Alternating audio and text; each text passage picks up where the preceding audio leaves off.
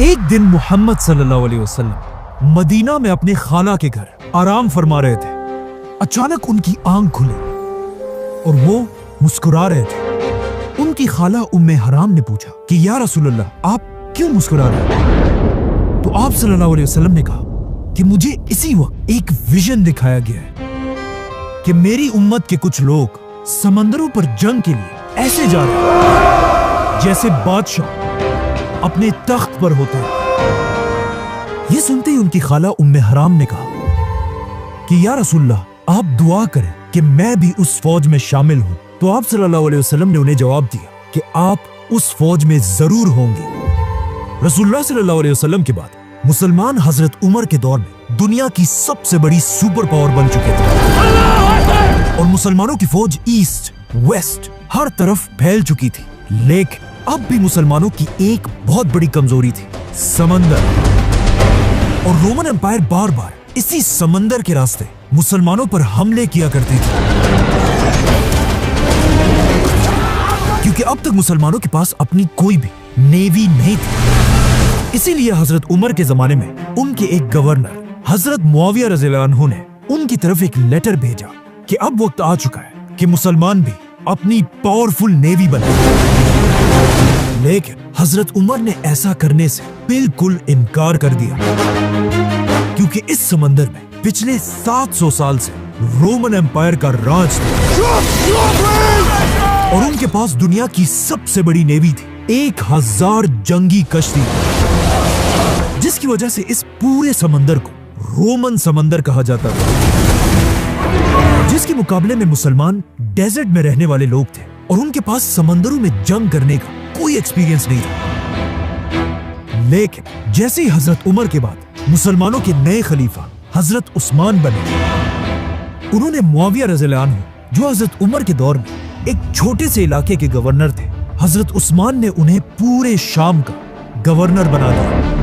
और एक बार फिर मुआविया रज़ियल्लाहु अन्हु ने अपने कजन हजरत उस्मान की तरफ वही सेम लेटर भेजा। लेकिन हजरत उस्मान ने उन्हें जवाब दिया कि जब हजरत उमर तुम्हें नेवी बनाने से रोक रहे थे, तब मैं उनके पास ही खड़ा था। मतलब अब भी नेवी बनाने की इजाजत नहीं है। लेकिन हजरत मुआविया बार बार खलीफा उस्मान से नेवी बनाने की इजाजत मांगते रहे। यहां तक कि एक लेटर में उन्होंने ये भी लिखा कि रोमन एम्पायर का साइप्रस हमारे इतने करीब है कि वहां के कुत्तों के भौंकने की आवाज भी हमें यहां सुनाई देती है। बाय द वे, ये सिर्फ हजरत मुआविया ने एक मिसाल दी थी, असल में वहां से कुत्तों की आवाज नहीं पहुंच सकती। आखिर हजरत मुआविया के बार बार कहने पर हजरत उस्मान ने उन्हें साइप्रस पर हमला करने की इजाजत दे दी। लेकिन हजरत उस्मान ने कहा कि तुम एक ही शर्त पर नेवी बना सकते हो कि अगर वाकई तुम कश्तियों पर जंग करना इतना ही आसान समझते हो, तो फिर इस जंग पर तुम सारे जनरल्स अपनी बीवियों को भी साथ लेकर जाओगे।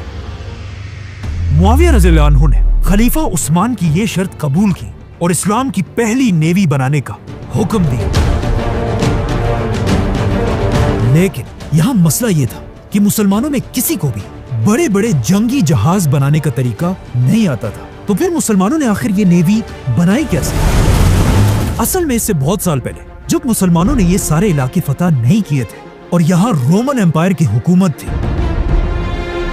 रोमन एम्पायर ने अपनी नेवी के लिए फलस्तीन और इजिप्ट में जंगी जहाज बनाने के 2 बड़ी बड़ी फैक्ट्रीज बनाई थी, जहां रोमन एम्पायर की नेवी के लिए बड़े बड़े जहाज बनाए जाते थे, जिनका नाम था ड्रोमोन। और ये इतनी बड़ी कश्तियां थी कि इनमें एक ही टाइम पे 300 वॉरियर्स सवार हो सकते थे।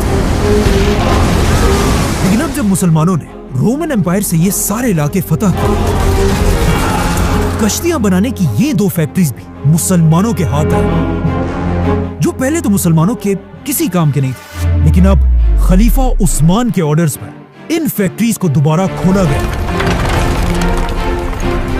और मुआविया रज़ियल्लाहु अन्हु ने क्रिश्चियन इंजीनियर्स को अपने पास बुलाया कि अब रोमन एम्पायर के लिए नहीं, बल्कि हमारे लिए समंदरी जहाज बनाओ। और इस तरह इस्लाम की पहली नेवी तैयार होने लगी।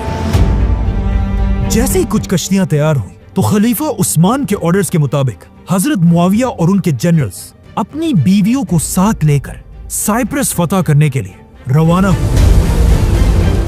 यहाँ एक बहुत ही इंटरेस्टिंग बात यह थी, हजरत मुआविया के जनरल्स में से एक की बीवी का नाम था उम्मे हराम रज़ियल्लाहु अन्हा। ये वही उम्मे हराम थी जिन्होंने आप सल्लल्लाहु अलैहि वसल्लम से कहा था कि या रसूलल्लाह, आप दुआ करें कि मैं भी उस फौज में शामिल हूँ। तो आप सल्लल्लाहु अलैहि वसल्लम ने उन्हें जवाब दिया कि आप उस फौज में जरूर होंगे। जैसे ही मुसलमानों की फौज साइप्रस पहुंची, साइप्रस के सारे लोगों ने मुसलमानों के सामने सरेंडर कर दिया। ये इस्लाम की नेवी की सबसे पहली फतह थी। लेकिन जैसे ही मुसलमान यहाँ पहुंचे, उम्मे हराम अपने घोड़े से गिरकर शहीद हो गई और यही साइप्रस में आज तक उनकी कब्र है, जिन्हें तुर्की में हाला सुल्तान के नाम से याद किया जाता है। इसके बाद अगले 4 साल तक साइप्रस मुसलमानों के कंट्रोल में रहा।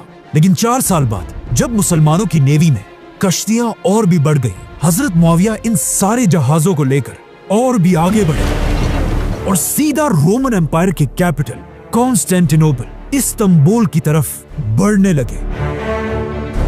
यहां तक कि कहा जाता है कि मुसलमान रोमन कैपिटल के इतने करीब पहुंच गए कि मुसलमान अपनी आंखों से रोमन बादशाह के किले को देख रहे थे और रोमन बादशाह कॉन्स्टेंस मुसलमानों की फौज को देख रहा था। मुसलमान रोमन कैपिटल पर हमला करने के लिए बिल्कुल रेडी थे, क्योंकि उन्हें पता था कि रसूलुल्लाह सल्लल्लाहु अलैहि वसल्लम की एक हदीस है, जो भी मुसलमान फौज सबसे पहले रोमन बादशाह के शहर पर हमला करेगी उन्हें जन्नत मिलेगी। जैसे ही हजरत मुआविया कैपिटल की तरफ बढ़ने लगे, उसी वक्त उन्हें खबर मिली कि पीछे साइप्रस में मुसलमानों के खिलाफ बगावत हो चुकी है।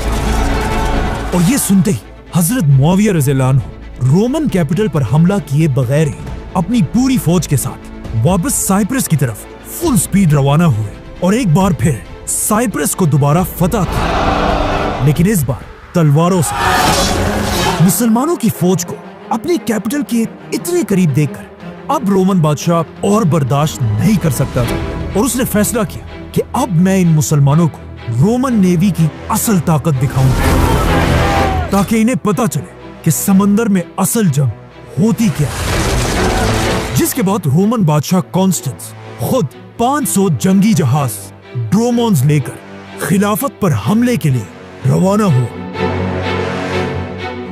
ये कश्तियां दिन रात सफर करके तेजी से मुसलमानों की तरफ बढ़ रही थी। लेकिन जैसे ये 500 कश्तियां साइप्रस के करीब पहुंची, तो वो ये देखकर हैरान रह गए कि सामने मुसलमानों की 200 जंगी जहाज पहले ही उनका इंतजार कर रही थी,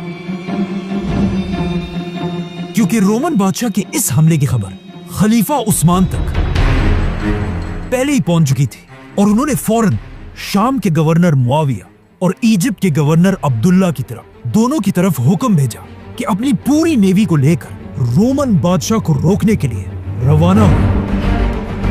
और अब ये दोनों जनरल्स मिलकर अपनी 200 कश्तियों के साथ रोमन नेवी के सामने खड़े थे। इजिप्ट के गवर्नर अब्दुल्ला बिन साद की कश्ती मुआविया रज़ियल्लाहु अन्हु से ज्यादा थी, इसीलिए इस जंग के बड़े जनरल अब्दुल्ला बिन साद थे।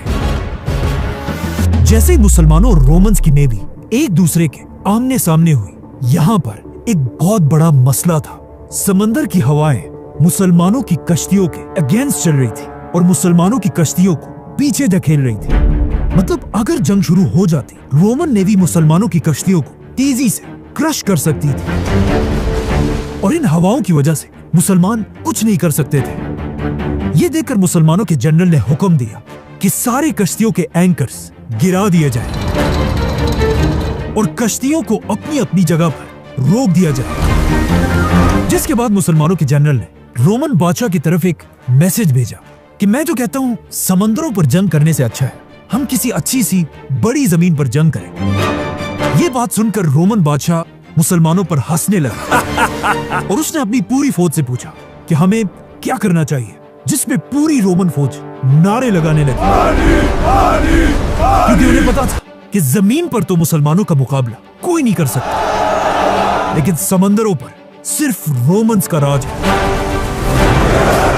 ये देखकर रोमन बादशाह ने मुसलमानों को जवाब दिया, जंग समंदर पर होगी, समंदर पार। अब जब रोमन्स मुसलमानों की फौज पर हंस रहे थे, ये देखकर मुसलमानों के जनरल ने हुक्म दिया कि सारे एंकर्स उठा दिए जाए। जैसे ही मुसलमानों ने एंकर्स उठा दिए, अचानक आउट ऑफ नोवेयर समंदर में हवाओं का रुख बदल गया और मुसलमान नारे लगाने लगे। इसी के साथ मुसलमानों की कश्तियों के सारे सेल्स खोल दिए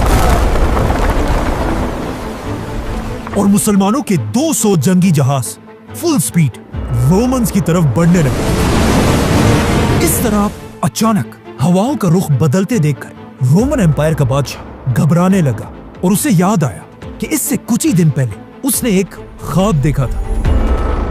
और जब उसने एक ख्वाब अपने नजूमियों को बताया, उन्होंने अपने बादशाह से कहा, माय किंग, काश आप उस रात सोते ही ना और ये ख्वाब ना देखते, क्योंकि इस ख्वाब का सिर्फ एक ही मतलब है, शिकस्त, डिफीट।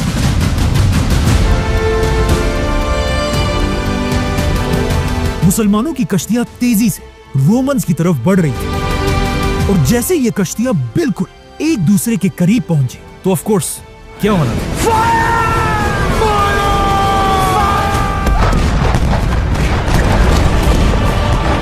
नहीं, ऐसा नहीं था। उस जमाने में ये वाली तोप जो गन पाउडर से चलती है इजाद ही नहीं हुई थी और लोग कश्तियों में भी तीरों और तलवारों से लड़ते थे।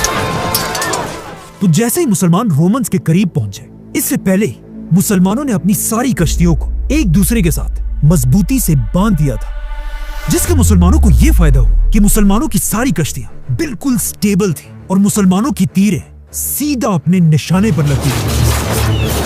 और रोमन्स की कश्तियां हिलने की वजह से उनका हर टारगेट मिस हो रहा था। ये इतनी खतरनाक जंग थी कि इसे आज तक समंदरों की जंगे यरमूक कहा जाता है, क्योंकि ये उस जमाने की दुनिया की सबसे बड़ी समंदरी जंग थी। जैसे ये दो नेवीज आपस में टकराई, मुसलमानों ने अपनी कश्तियों को रोमन्स की कश्तियों से भी बांध दिया, जिससे अब समंदर के बीच में ही एक बहुत बड़ा जंग का मैदान बन गया।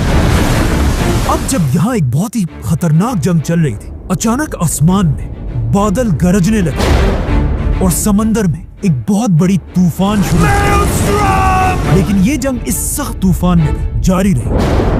अब तक तो मुसलमान ये जंग जीत रहे थे, लेकिन अचानक रोमन्स ने अपनी पूरी ताकत के साथ सीधा मुसलमानों के जनरल अब्दुल्ला बिन साद पर हमला कर दिया और उनकी कश्ती को अपनी कश्ती से बांधकर जंग से दूर ले जाने लगे, ताकि अपने जनरल को मरता देखकर मुसलमानों का मोराल टूट सके। यहाँ तक कि मुसलमानों का जनरल जख्मी भी हो गया।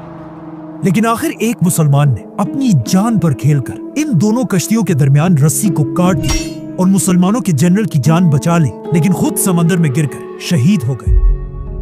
ये देखकर मुसलमानों का जज्बा और भी बढ़ा और उन्होंने इतना जबरदस्त हमला किया कि रोमन्स की 500 कश्तियां एक एक करके गिरने लगी और रोमन बादशाह को भी समझ आ गए कि अब कुछ नहीं हो सकता। कहा जाता है उसने अपने बादशाह का ताज उतारकर एक आम सोल्जर के कपड़े पहने और किसी तरह अपनी जान बचाकर वहां से भाग गए। और इस तरह मुसलमान खलीफा उस्मान के दौर में समंदरों की यरमूक जीत गए।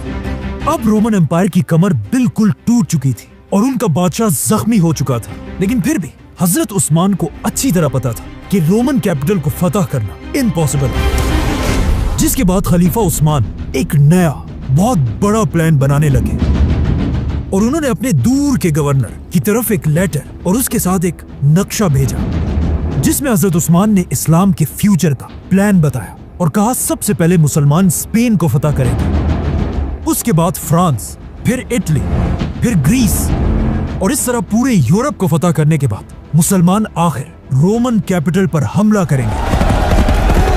लेकिन ऐसा नहीं हुआ, बल्कि आज तक खलीफा उस्मान का ये प्लान पूरा नहीं हो सका, क्योंकि जैसे ही हजरत उस्मान ने ये प्लान बनाया, खलीफा उस्मान रज़ियल्लाहु अन्हु को मुसलमानों के ही एक ग्रुप ने शहीद कर दिया। लेकिन शहीद होने से पहले खलीफा उस्मान ने दुनिया के समंदरों पर राज करने वाले 700 साल पुरानी रोमन नेवी को बिल्कुल खत्म कर दिया था। सब्सक्राइब